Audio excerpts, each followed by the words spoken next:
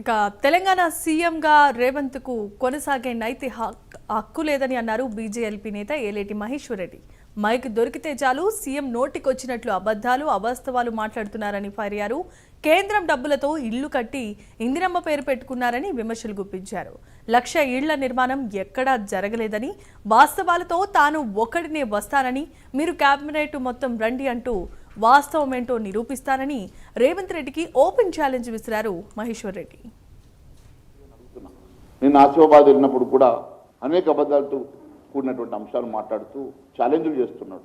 రేవంత్ రెడ్డి గారు, మీరు ఛాలెంజ్ చేసే ముందర మీరు చెప్పినవి నిజమంటే, వాస్తవాలు మాట్లాడితే అనేక సార్లు నేను మీకు మీడియా ద్వారా చెప్పిన ఈరోజు చాలా స్పష్టంగా నేను తెలియజేస్తా ఉన్నాను.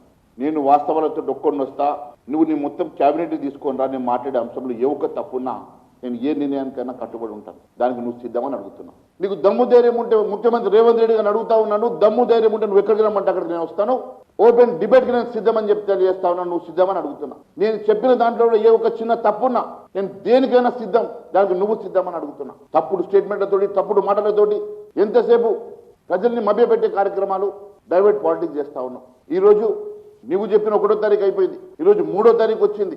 మరి ఆ పంటను ఎక్కడికి తీసుకురమ్మంటావు అడుగు, నేను తీసుకొచ్చి నీ ఇంట్లో పోయమంటావా చెప్పు. ఈ రకంగా రైతుల్ని మోసం చేస్తున్నట్టే నువ్వు అధికారంలో ఉండేటువంటి అధికారం నీకు లేదు. తక్షణం నీకు చేత కాకుండా దిగిపో.